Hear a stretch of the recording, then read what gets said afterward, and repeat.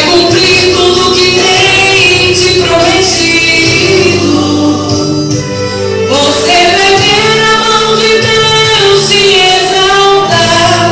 Quem tiver a te falar, Ele é mesmo escolhido. Quando sem você nasceu pra vencer, E já sabiam porque você tinha mesmo cara de vencedor. E que se Deus quer agir, ninguém pode impedir. Então você verá cumprir cada palavra que o Senhor falou. quem te viu passar na prova e não te ajudou, quando vê você na bênção não se arrepender. Vai estar entre a plateia e você no palco. Vai olhar e ver Jesus brilhando em você. Quem sabe do teu pensamento você vai dizer: eu não sou uma eterna de ser fiel, na verdade a minha prova de provar. Mas minha vitória hoje tem sabor de mel, tem sabor de mel, tem sabor de mel. A minha vitória hoje tem sabor de mel, tem sabor de mel, tem sabor de mel. A minha vitória hoje tem sabor de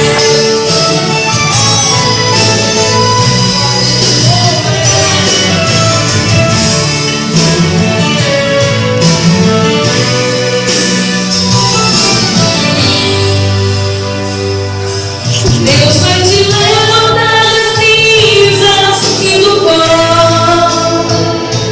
Deus vai cumprir tudo que tem te prometido. Você vai ver a mão de Deus te exaltar. Quem tiver a te falar, Ele é mesmo escolhido. Quando sem você nasceu pra vencer, E já sabiam porque você tinha mesmo cara de vencedor. E que se Deus quer agir, ninguém pode impedir. Então você verá cumprir cada palavra que o Senhor falou. quem te viu passar na prova e não te ajudou, quando vê você na bênção não se arrepender. Vai estar entre a plateia e você no palco. Vai olhar e ver Jesus brilhando em você. Quem sabe do teu pensamento você vai dizer: eu não sou uma eterna de ser fiel, na verdade a minha prova de provar. Mas minha vitória hoje tem sabor de mel, tem sabor de mel, tem sabor de mel.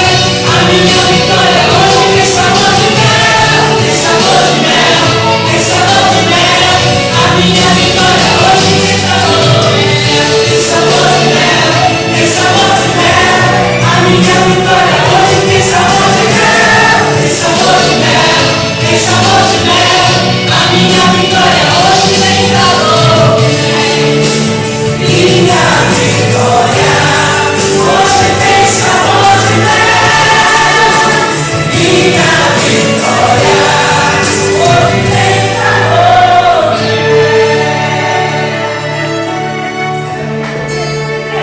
Sabor de mel. Essa é a nossa oportunidade em nome de Jesus.